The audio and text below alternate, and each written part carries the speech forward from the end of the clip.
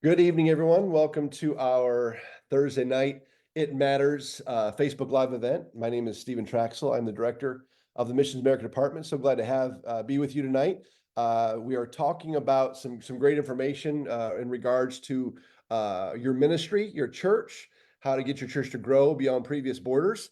And so that's what we do here on these It Matters sessions. I want to say thank you to Reverend Art Schnitzer. He really heads this up. This has been his baby for a while, talking about how churches can grow, and he's done a great job as our church growth director. And tonight, I'm excited to be with two people that we've never had on It Matters.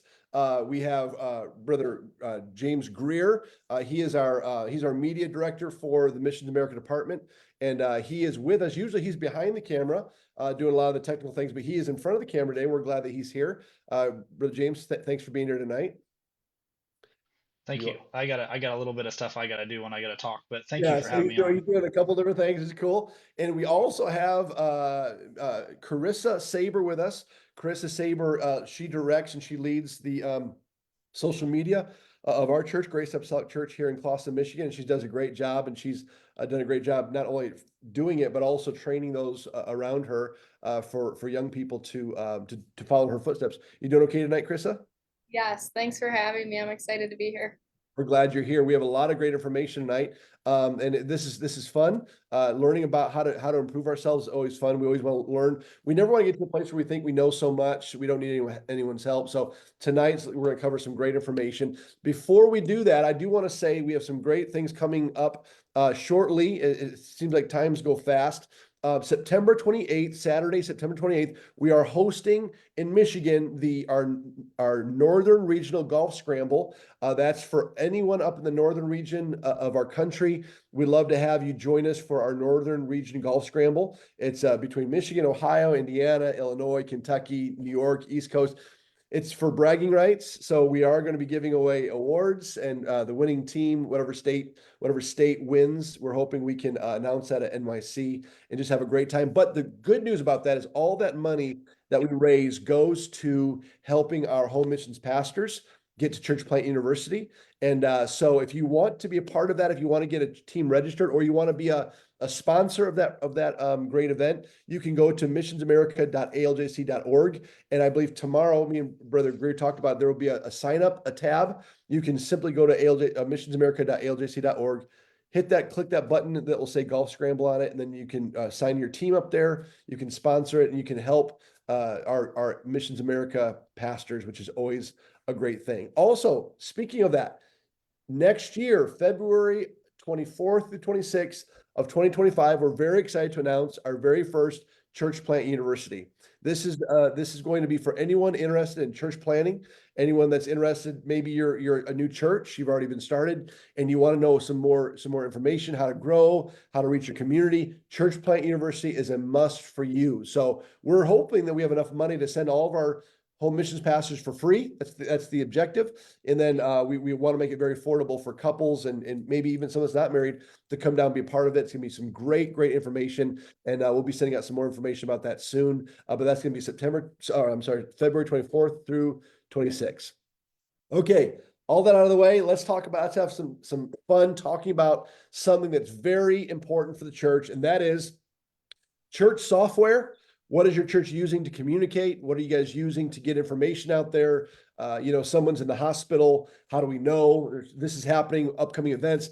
How does your church know about that? Well, that all comes down to church software for communication and organization. Also, we're going to be talking to Sister Chris in a little bit about social media do's and don'ts.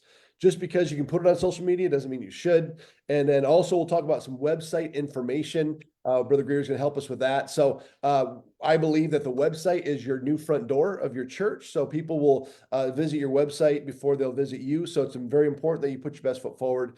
And so that's what we're going to be talking about tonight. I do want to say this. This is a Facebook Live event. Therefore, if you have any questions, if you have anything you want to say or you want to add to the conversation, any other questions you may have that we didn't answer in tonight's show, obviously, we'll get to those later on another show if we can. But the reason we have these topics is because some of our church planners have asked us about these questions, and that's why we're having the topics we are. So that's why we're doing what we're doing. And I'm talking way too much. I've got two people that know much more about this stuff than I do, so we want to get them on the floor.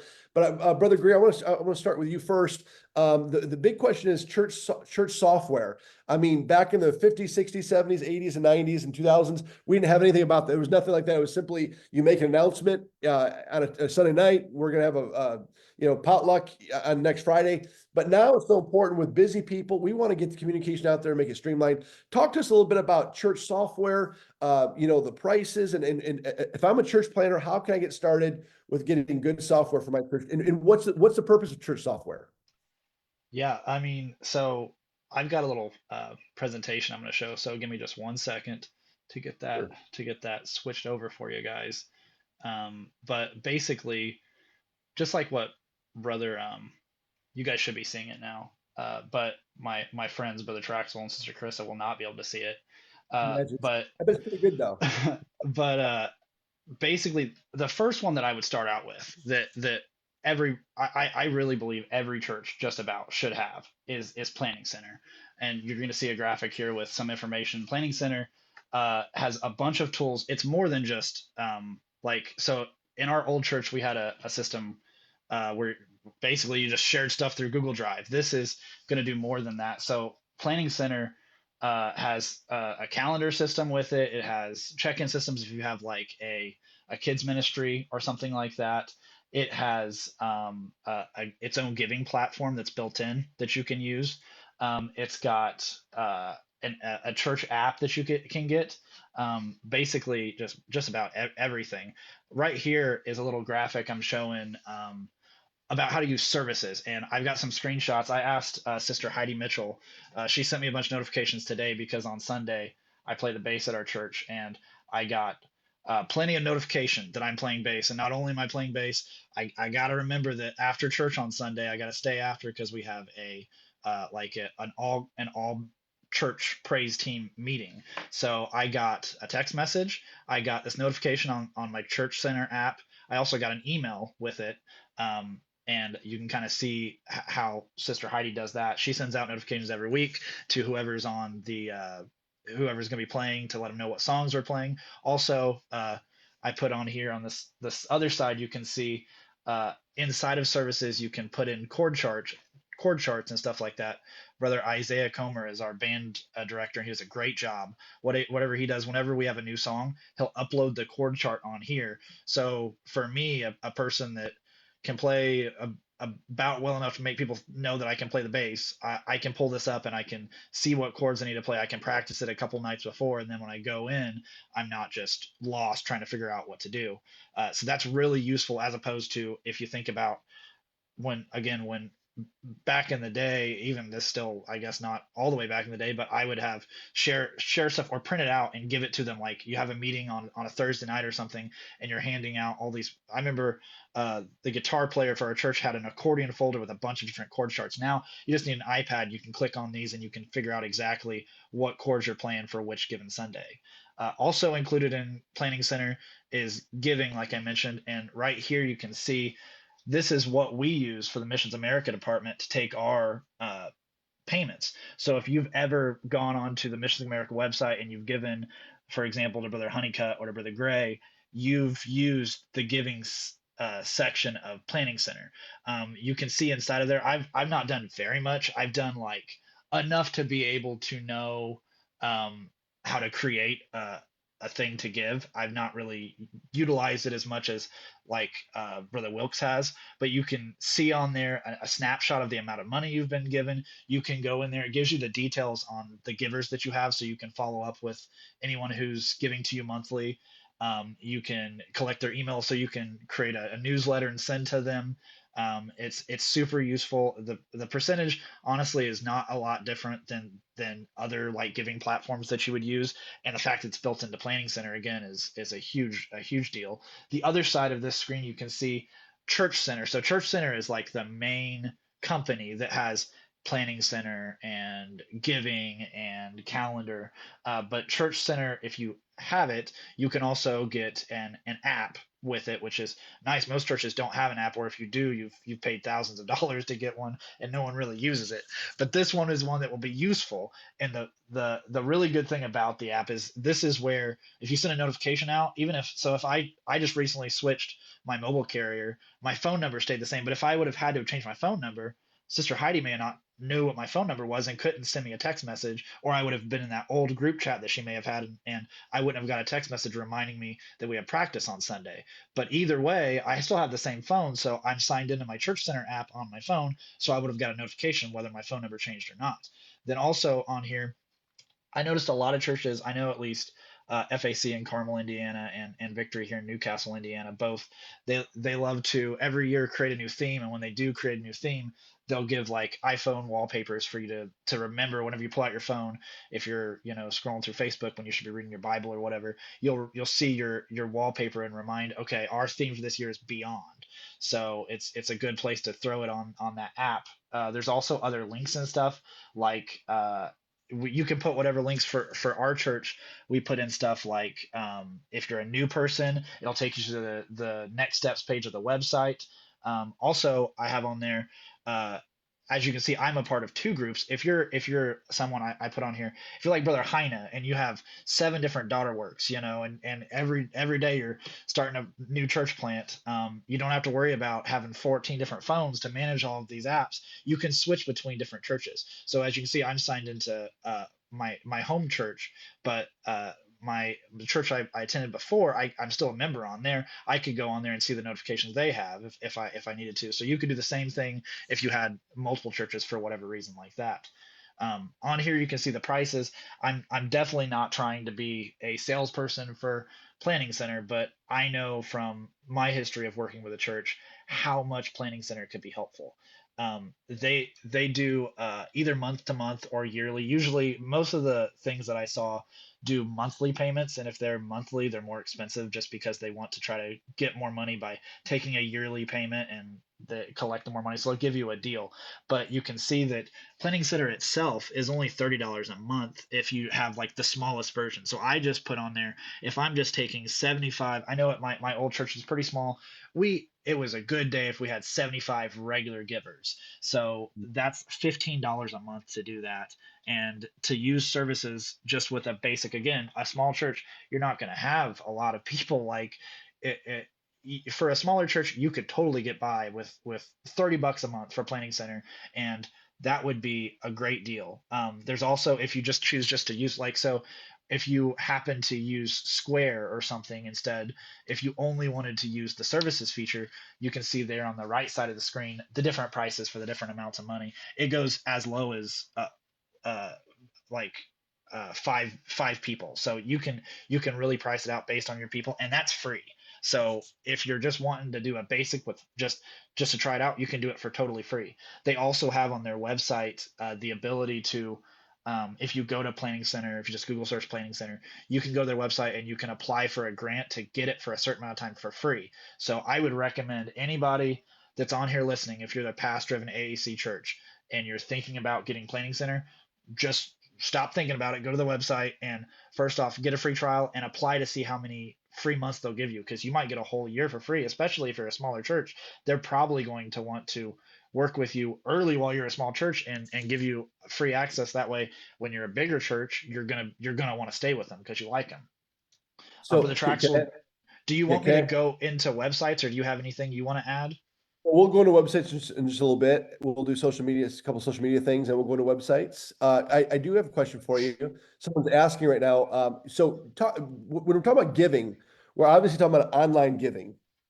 So how does someone give online through this software? Is it through your app on your phone? Yeah, so when I give to our church, it's through the app, through Giving. Again, it depends on. I mean, if you don't have something set up, you can set it up through that Giving Center. You can attach it to a website, or you can just share the link out, and they can do it that way. Okay, because a lot of times they say making online giving easier for people actually increases your revenue of your church, because someone might say, well, I don't carry money, I don't have any money with me, so but if they can give online, they're willing to, your increase will happen because they can give, you want to make it easier for them to give. And so you said a whole lot of good stuff there in a short amount of time. Just want to kind of break it down a little bit. So Church Center is the software app for the church. In the Church Center, we have three things you talked about. One was people in that app. That means people, if the church is having let's say someone gets hurt in an accident and we need someone to pray, someone can type, the Church Center director, whoever it is, can type in the announcement, please pray for so-and-so, they've been hurt, hit a button and it goes to all the people that have that app, correct?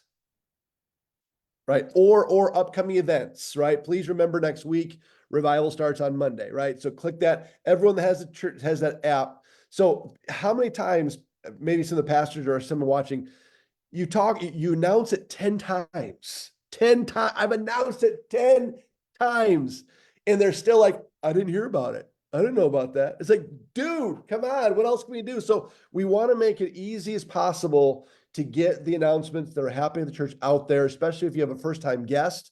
Brother Greer, when you say for first-time guests, they're interested in church, that'd be a great way to get them reeled in, because you say, hey, check out what's happening at Grace Apostolic Church, download this app, click into it, and we'll have your information. You can then become a part and see what's happening at the church. Yeah, it's super. As someone has been in that situation before, it's super useful. I will say that a great thing that our church does, like I mentioned, Giving Center lets you see people's email addresses when they start giving money. So our pastor has a monthly newsletter that he sends out, and he collects their email addresses, and then he puts out what's going on this next month, what the any prayer requests might have, any prayer dates that we have, and then sends that out. And then even if you're a first time guest that came and gave whatever on the website and you kind of forgot and you've gone about your life and moved on, you get the notification, you think, maybe I ought to go church on Sunday, So it's definitely a great outreach tool, even though it's not really meant for that. Right. So we have Church Center gives us the opportunity to make blanket announcements for the whole church. You just have to. So what we did with Chris, so this is right. If you please let me know if I'm saying this right or wrong.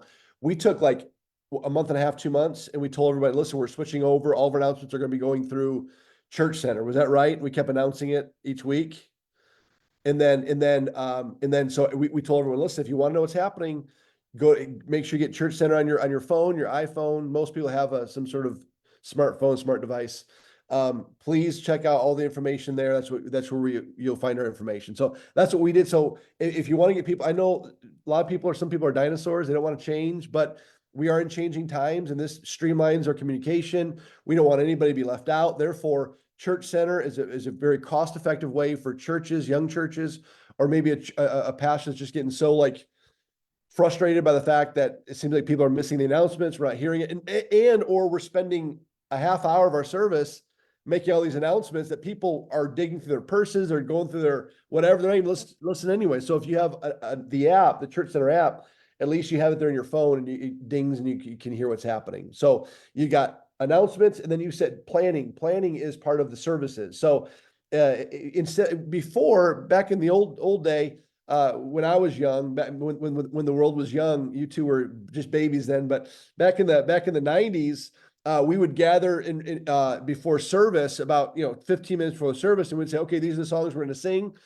These are, and so we plan the service 15 minutes before we go out there. We get the songs together and we go, okay, this is what we're going to do.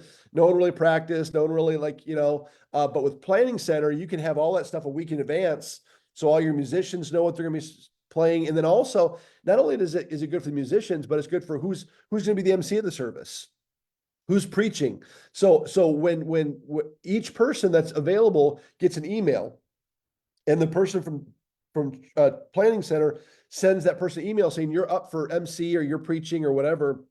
And it's a reminder for that person to know that they're what role they're serving in that service. We do it for Sister Chrissy, you do it for photography, right? You're gonna be taking pictures tonight. You're gonna be doing, so it's all lined up perfectly for us to understand what's happening. So you did the people announcement, the Planning Center, planning service, and then of course the giving option. So all of that, it's like a church manager. When you say that, Brother Greer, it's like a church manager in one location.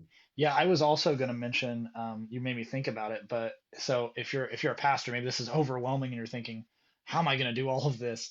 The one good thing about it is you can make your team leads that are already, so you've got a worship leader, you've got a multimedia director, hopefully at least somebody who's filling that, even if they don't actually have the title, they're filling that role for you. You can create them an account and they can go on to on even on their phone. They don't even have to have a laptop. They can go on their phone and they can do all of that. So like you can set somebody to be your photography director, and usually younger kids may get a kick out of that, thinking, oh, I've got a role, I've got a position in the church now, even if it's something that's taking something off of your plate, and then they can schedule out people that and stuff like that, so you don't have to worry about it. You just teach someone else how to do it, and then they do it themselves. Does that make sense? Yeah, absolutely. So would you say with that Church Center app, there's only one person that directs the whole thing, or is it a team effort? It's a team. You can so in my experience, and Sister Carissa may be able to jump in if she needs to. I've helped a little bit with our church with it, but in my knowledge, so like Brother Isaiah is our band director. He does whatever he needs to send us out chords and reminders and stuff. Sister Heidi is our praise team director, so she'll send out stuff to the entire praise team.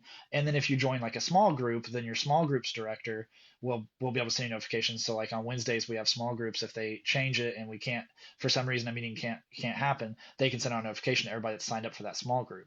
So it's team based. It's not just one person doing it all. You can make as many people or as few people as you want have access to it. As far as planning center goes, we at our church, I feel like we've made it very simple at this point. So our worship leader has access to input all of the musicians, singers. Then he has somebody who's over inputting our pro presenter, our live stream audio, all of those things. It within the same app. All of this is within the same app. Our children's directors are able to schedule their people for all of their services. I'm able to schedule photographers for each service. We also use it for youth services, which is like its own separate page, but it's all within the app. So everybody has access to it so that everybody knows like who's where at what time, if they've accepted, if they've declined, if you need to fill somebody else in. As far as a user of the app, I highly encourage this for all churches. I've used this app for a long time. Um, Honestly, it just makes the lives of your volunteers much simpler. So we know that the people that we're working with are volunteers. They're volunteering their time, their talents, their efforts. And if we can make it as simple for them as possible to be a part of our teams, that's what we want to do. And this app really does help with that.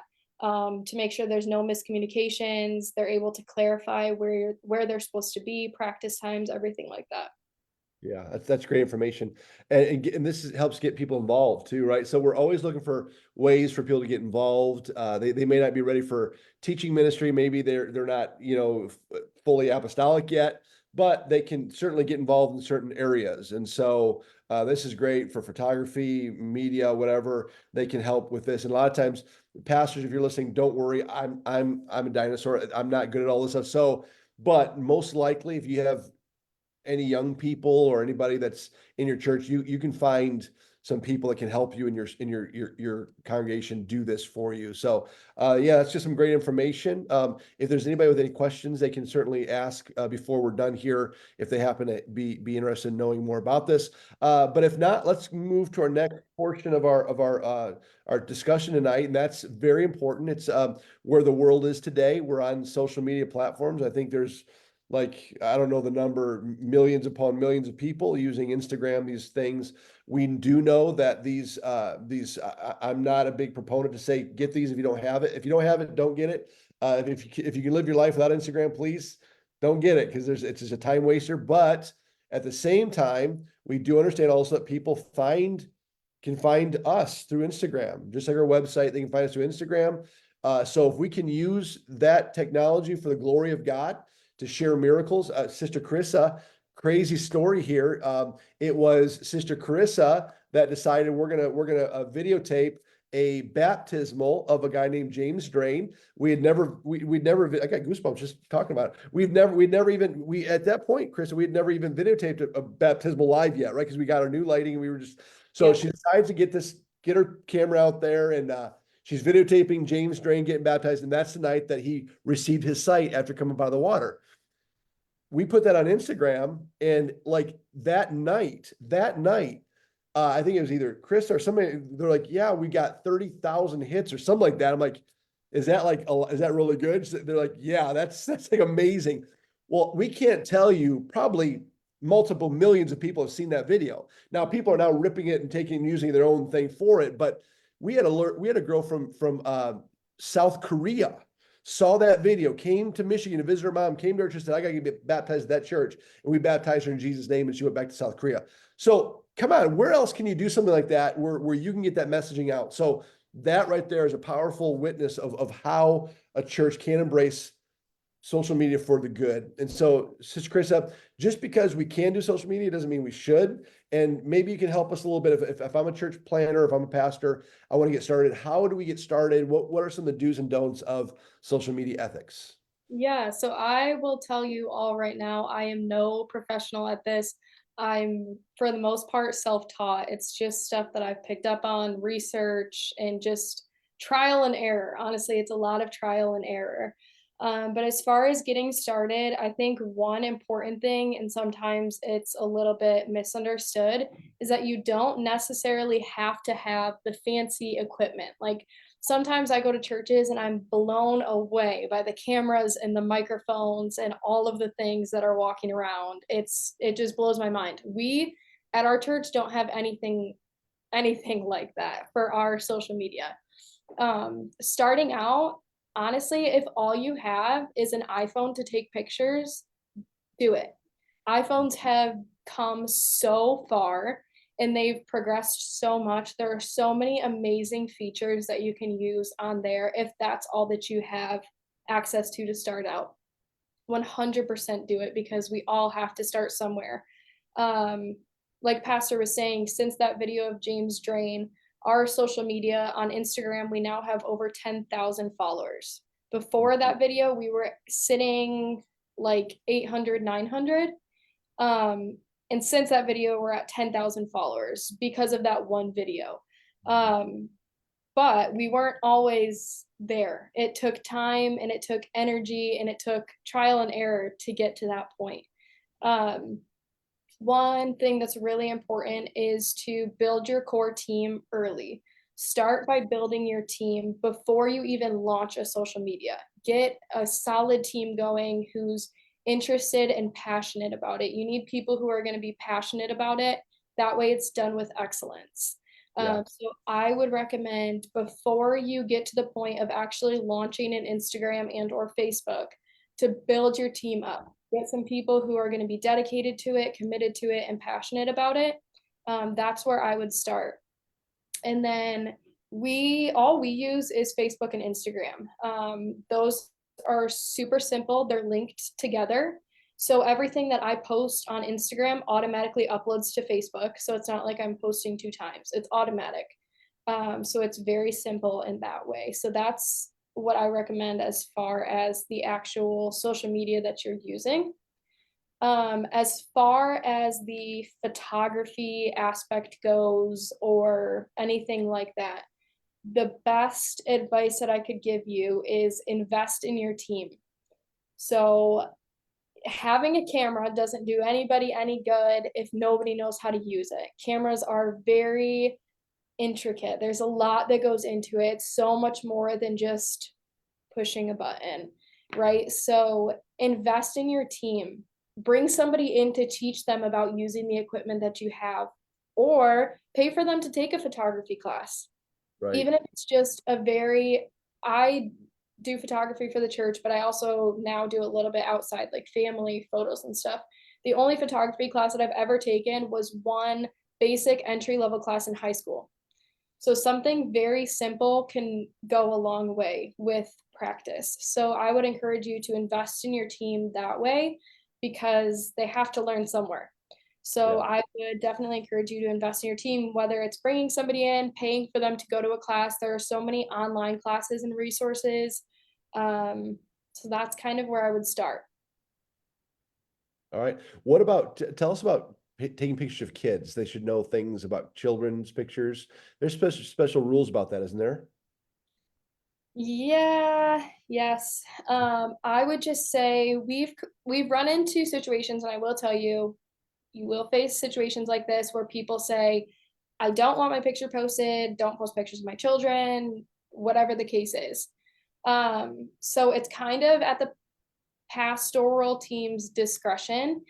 We've had multiple conversations before, and I know some churches will have signs posted outside, like when you enter the sanctuary, you are at subject to being in pictures, Yeah. just because social media is so huge and it is so prevalent. And if we're taking like recap pictures, there's and you're praying in a big group of people, there's a chance that you might be in a photo. Um, for us specifically, there are a few people who have come to us specifically and said, "Hey, we really don't want our pictures taken or posted. Please, at all costs, please avoid it." And we try our very best to respect that because that is their request. It's our job to just respect that. We don't need a reason or anything. Yeah. Sometimes it happens that they're in a big group picture and it happens, but if they're not the focus of it, it's it's okay. But it's kind of at the pastor's discretion of how you handle whether you want to put a sign up that says, like, when you enter here, pictures might be taken, um, or that way. Yeah.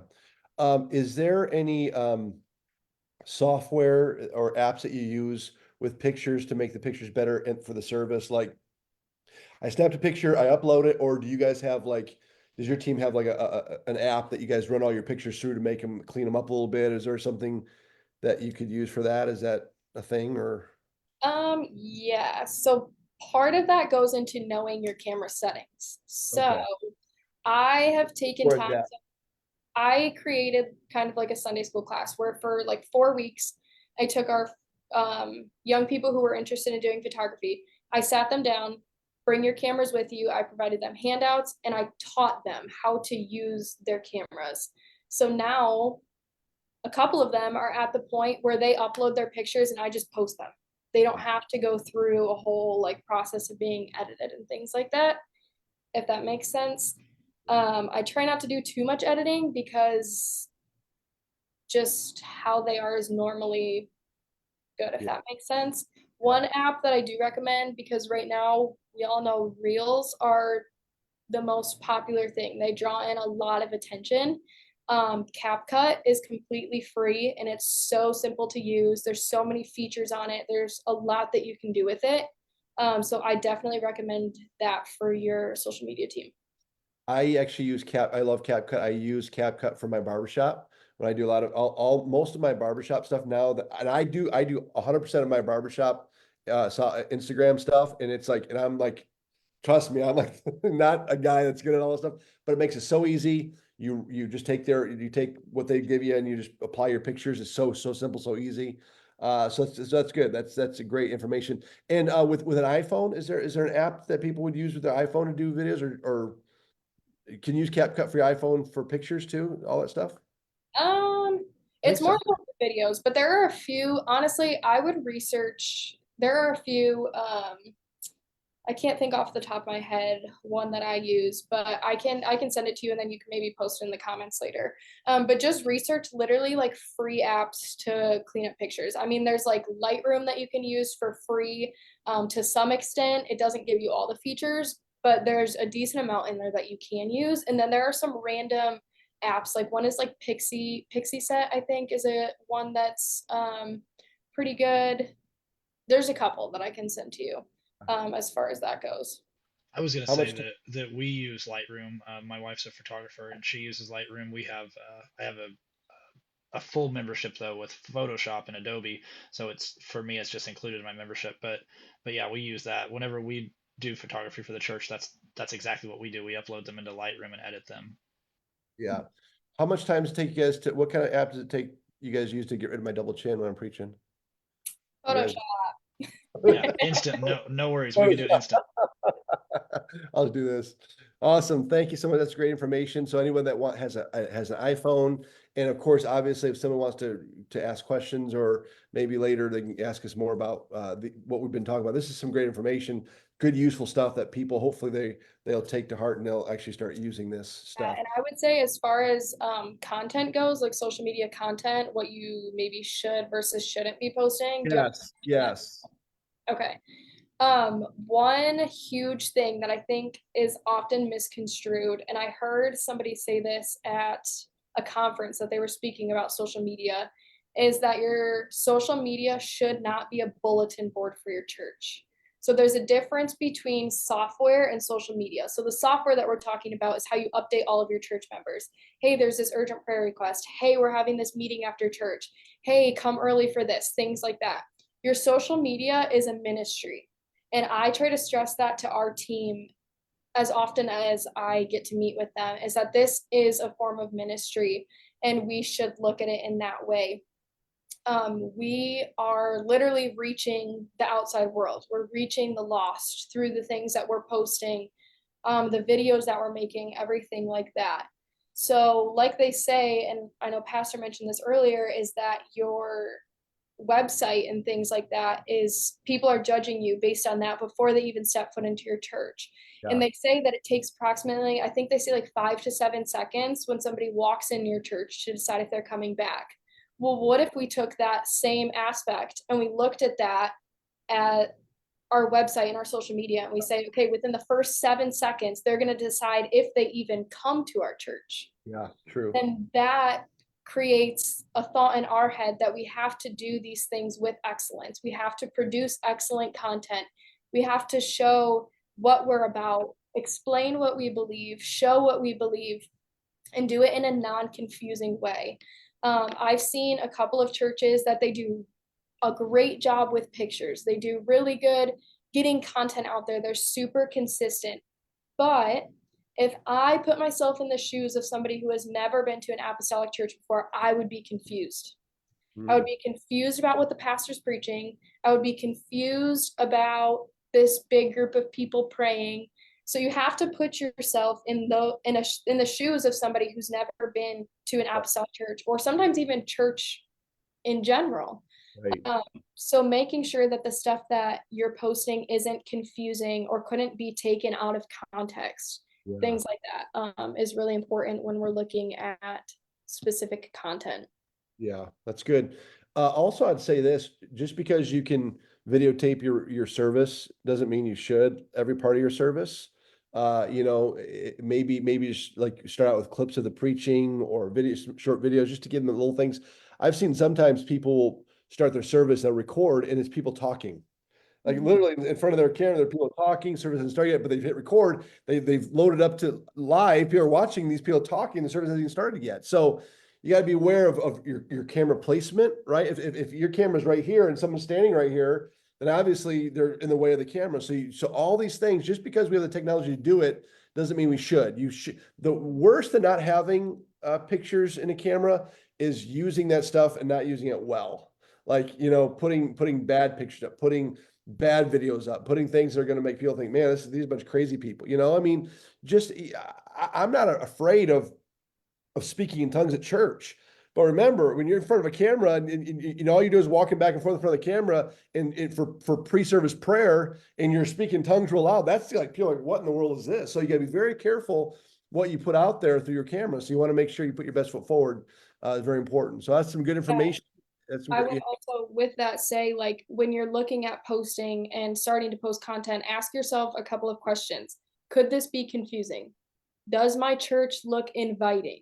Does it look like there's multiple ages? Are there things for my children? Like, put yourself in those people's shoes. Like, people are scared to walk into a new environment for the first time, right? They want to have an expectation, like, I know where to go when I get there. I know who's going to be there. I know what's available to me.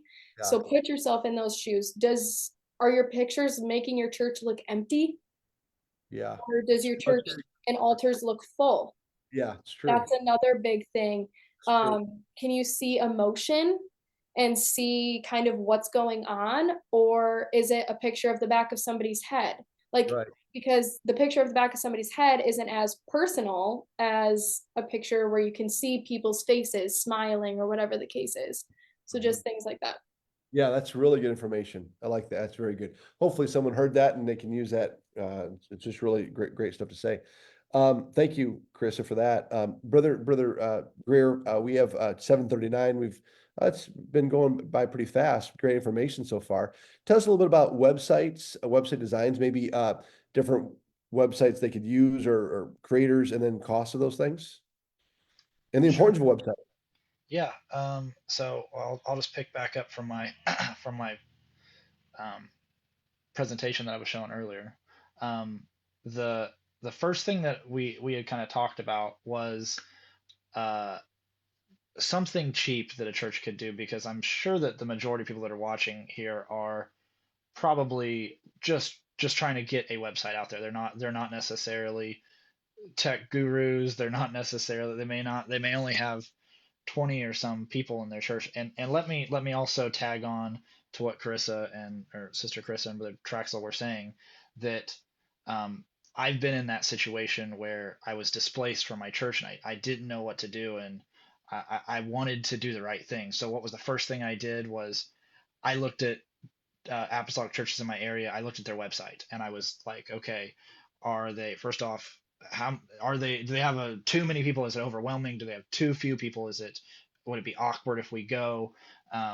How is their content? Is the pastor, does it sound like he knows what he's talking about? Does it sound like he's doesn't, you know what I mean? If that makes sense. So I know that Brother Traxel and Brother Schnitzer both have mentioned multiple times during It Matters that the website of your church is really like the foyer now. Like you've got to, you have to have one. And I'm showing options on here where you can have them for free. So there's no reason why, if your church does not have a website, you couldn't conceivably get something by the end of this year. I mean, you could definitely do it.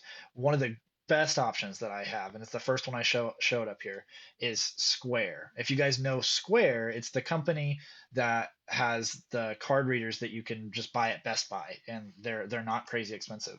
What I found this past like recently this year, whenever I was kind of doing websites, was that I wanted to see some different website designers that were simple. And Square, if you can see on there on my screen, it starts at free, because it really is, it starts free, especially if you have a Square account. If you're a church, so at our old church, we had some janky old card swipe company that every week our card swiper was messed up and we had to purchase a new one for $250. Eventually, their percentage was lower, but the amount of money we were spending on buying these new processors was stupid. So what we eventually did was we went to Square. We paid the extra percentage in the amount of each sale that we would do. But if our card reader is messed up or we needed an extra one, we could just drive into town and buy a Square, and it was basically less than $10 if I remember correctly. When you first create a Square account, they send you your first one for free. So you could literally start today with a Square account, no cost at all. Get your card reader.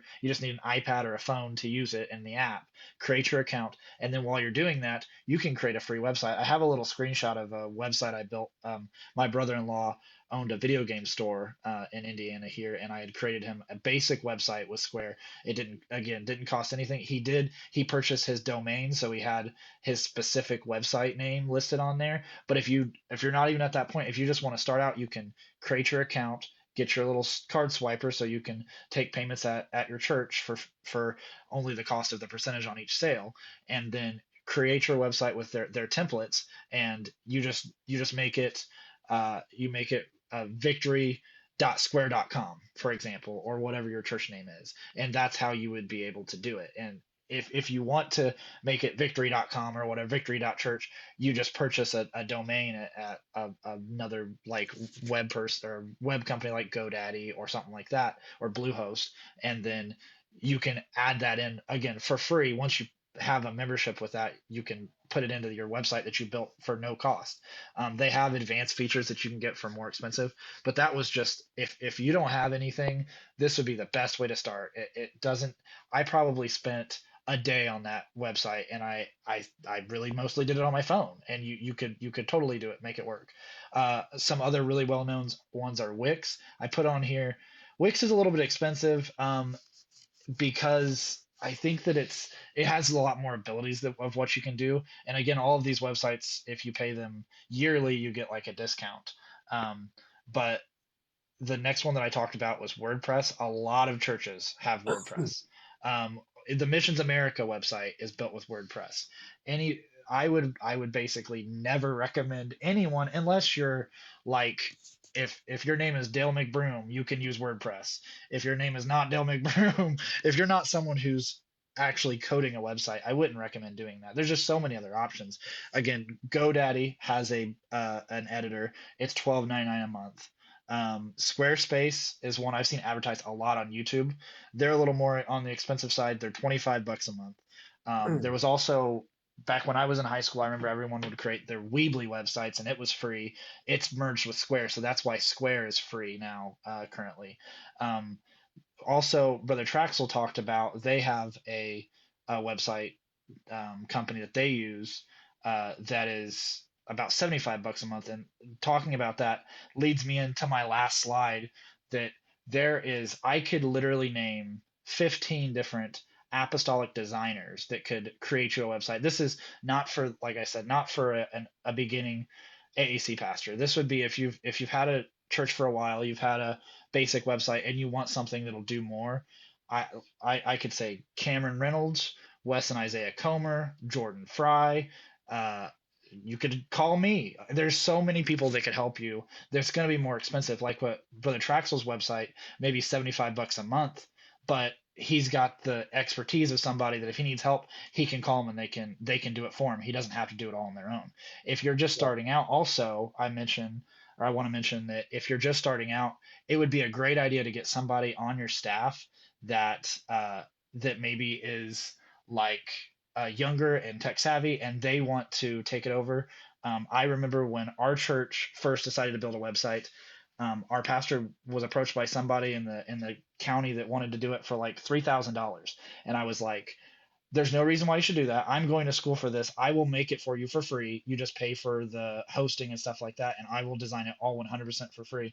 It didn't look great, when I first started, but it was a great tool not only to get me involved in an aspect of the church. It helped me in my future. It's literally the same knowledge I learned back then has carried along with me to my job now. And I'm sure there's a lot of people that are in the same boat, that you may have a youth that is needs connected and you see them all the time playing video games or something. Check and see, hey, do you want to, even if they just do it through a web designer like I shared, like Square or something like that, that could really get them connected. It could give you a website, it could get them connected, and it would be a very easy way uh, to do what you need to do. Like I said, I can't stress enough, a website is so important nowadays. But Traxel, do you have anything else to add?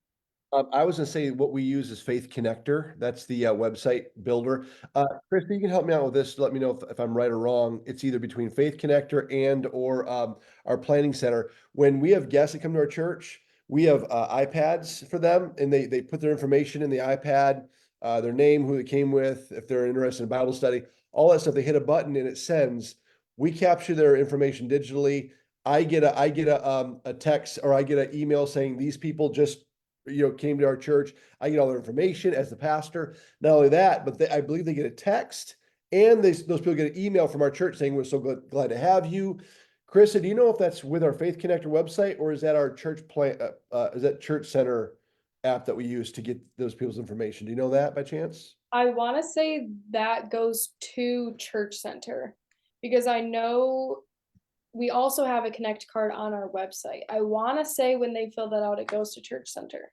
Okay, so that's a great thing about Church Center is, we used to have people sign a piece of paper and you'd lose those pieces of paper. This way, they get an email saying, I'm so and so from Grace Apostolic Church, so glad to have you. We'd love to see you again. And then they get a text message saying it's so good to have you at church as well. So great way to reach out to people, very simple way to do that. And and then of course, Faith Connector is our website builder. If you have any questions, you need to make changes, they'll certainly do that for you. And we host that for $75 a month.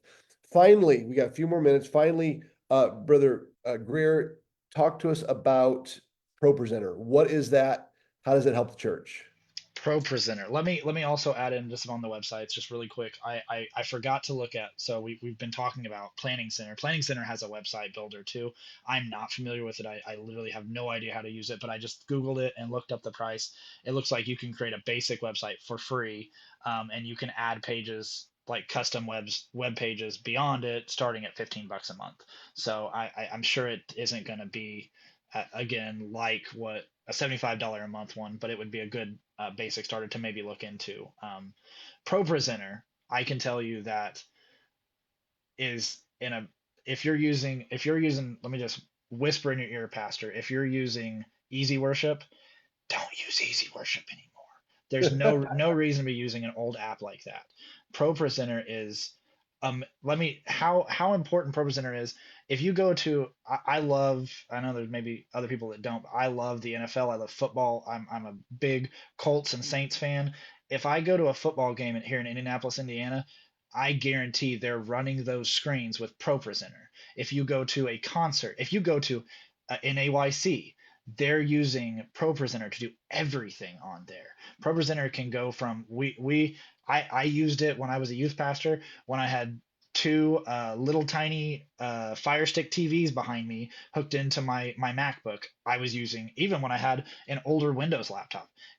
I will say it runs better if you use it on Mac, but you can make it work with a Windows. If that's all you got, you can definitely make it work. I don't have the price in front of me. It's not crazy. It's definitely comparable with any. So basically, what ProPresenter is, if you've never used it before, is it's a system where if you have your projectors hooked up, I've seen some churches that just have like Microsoft PowerPoint, and they're just going through like they've created a PowerPoint, and whenever they have lyrics, they're hitting the next button, going to all the lyrics. That's not what you should be doing. ProPresenter, what it allows you to do is you input your first you connect Bible verses, you input your song lyrics, your any videos you're trying to show. So a couple examples of what we would do if pastor's up there and he just happens to think of a scripture he wants to be said, he didn't put it in his notes and he didn't give it to the media team, he can say go to Acts 2:38, and the media team, they pull it up, they search it, they click it, and it goes right on the screen for him. They don't have to copy and paste or anything like that. It's there. You can connect other translations. So if they're reading from the KJV and they just want to give you what the NLT goes for, you can switch immediately over to that. You can add it all to a thing. If it would be a longer presentation to go over how to use ProPresenter, but I would suggest it's super useful for all the way. You can have it on multiple devices. You can have it so where you have your pastor can have it on their computer, and then you can have it on your presentation computer. And again, you could start using it. What we did, we didn't have Macs, we had all Windows devices, and we decided that we would switch so that we could use ProPresenter to the highest level it could. We got the cheapest Mac Mini we could get, and we made it work, and it worked. So if you're a church that doesn't have a big amount of money, you could start with reasonably a couple $1,000s getting a new device and getting ProPresenter, which if I remember correctly, it's only a couple $100, and it's either a one-time fee or a yearly fee. It's not insane. I think it's a one-time fee and it's a couple $100, and it's definitely a worthy investment with the amount of time it saves. And it I makes would your say church. also, Go ahead. I was just gonna say also when you're thinking about it, when you're putting yourself again in the shoes of a guest, how much more comfortable would you be if you can look up on a screen and read the lyrics of this song that you've never heard? They're Yeah. more likely to engage, they're more likely to feel comfortable just by having lyrics up on the screen. Yeah, so true. Again, it's that guest friendly experience that we want to give everybody, right? So if we do, we welcome people. We're so glad they're here. We do a great job welcoming people. They get to our service. They don't know any of the songs. They're just kind of, watch everyone else sing. But when you have those words up there, ProPresenter is good with that. All the verses, the scriptures, and again, Planning Center feeds into ProPresenter. Is that correct, Chris? So when if I've got my sermon together, I put all my scriptures, I'll put my title slide in there, all into Planning Center. The people in the back have all my scriptures already. And instead of trying to track me down, what are your scriptures? I give that ahead of time. They have it. They're ready to go. Then every time when I talk about a scripture, they hit the button, and it comes up there. It's super, super easy to use in that aspect, and it's great for our guests. One So other great thing that we started using it for, like Pastor mentioned earlier, is that we were trying to cut back on announcements. So we made a bunch of announcement graphic slides. So now at the start of our offering, until everybody's done marching, on Pro Presenter, we have basically like a slideshow set up that it's running through all of the announcements. In that is included in like some of our Sunday morning experience classes. So if we have a guest and then they're watching the screen, then they're catching, oh, they have this available for my kids. Oh, I could join this class, or I could join this small group, things like that. All of those are flowing through, and it's all through Pro Presenter. If I that's all. can, I would like to jump into a couple of things. First off, to add in what brother or sister Carissa said, when I was really heavy using Pro Presenter, one of the biggest things that I loved about it was we had with our a computer that did our live stream was connected to the same network as our Pro Presenter computer. So if I was doing Pro Presenter and I clicked up a lyric, it would show up on the screen for my live stream. So you'd be able to follow along with lyrics for songs if you're just watching live stream, because we all know that Facebook automatic captions are not very reliable. So that would automatically pop it up, so you could see the same thing if you're watching it and a pastor starts talking about a Bible scripture, it would pop up. Secondly, I want to talk about brother Rick Woolard messaged us and he said, what is my thoughts on Free Show? I looked it up. I've never seen Free Show before. It looks like a free version of Pro Presenter. If he recommends it, you could check it out. It looks like it's free, so it may be a great option. I've never used it. He also said he loved my Baby Yoda, so nice call out. Then brother Philip Harris also messaged and said, on Pro Presenter, what does per seat mean for pricing? It's been a while since I've looked at it. I'm pretty sure, brother Harris, per seat is like per person that's using it. Maybe Sister Carissa knows correctly, but you can have multiple people using it. For example, for our Pro Presenter, we had 2 seats, so I was able to use the same Pro Presenter account on my device back in the youth room that our presentation computer was using up front, and we could both use it at the same time. We had different presentations. We could all pull from the same content, but we didn't have to be together. You can also, I think you have to have an additional seat if you have a pastor that's going to be going in and doing their own stuff. But per seat, you could purchase 1 seat for it, and then which a lot of smaller churches would do, and then you can't just do 2 things at the same time, if that makes sense. If you're one church, so brother Heine for Sydney, he could use 1 seat, and then for his other church, I can't remember all the names right now, they'd have to use a different one. St. Paris, he'd have to use a second one. Does that make sense? Mhm. Yeah, yeah. So you pay for how many people can use at the same time? Is that kind of what it is? Yeah, is what I'm saying correct, Carissa? I believe that's how I understand. Yeah, I'm pretty sure that's it. So basically, you pay for 1 seat, then that's your core computer that you're using in your church. It would stay signed in there. Say you needed to like sign out on there, so that way you could access something from home to get things uploaded. It could be that same sign in, but you just can't be logged in on multiple devices through 1 login account. Yeah, Gotcha. in the same way, if you get a new computer, if you upgrade to a new device, you can sign out of your old computer, sign into your new one. They're also, their customer service is very, very friendly. I've talked to them several times. If you have an issue, they'll help you troubleshoot it. There's also groups on Facebook that'll help you. Like, there's a ton of, I'm sure there's Reddit groups. There's all kinds of online stuff that the internet people want to help people because they're friendly. So Yeah. Yeah, awesome. Well, that's some great content tonight. We got it done in under an hour, 7:58. 2 more minutes before 8 o'clock. We appreciate everyone that has been watching. Thank you to some of our AAC pastors, Go AAC pastors that actually clicked in and asked some questions. Thank you, gentlemen, for that. And appreciate all of our AAC pastors for being in the trenches every day, reaching the neighborhoods of America with the gospel. America needs revival, and you guys are the tip of the spear. You guys are the ones doing it every day, and we appreciate you for that. Thank you, Brother Greer, of course, and Sister Krista. Thank you for your insight on tonight's show. Very, very great information. If you have any questions, you can, of course, reach out to myself, Brother Greer. Brother Greer, I think your email is on our web, or is on the ALJC, missionsamerica.aljc.org website. He's our director of communications and those things, so he'll be happy to answer those questions. But go out there and keep doing it. Do a great job. I know it's not easy work, but God calls you because He believes in you. So let's have a great day. Let's have a great week. Let's have a great month and a great rest of the year. We'll see you guys next month for the next It Matters. God bless you.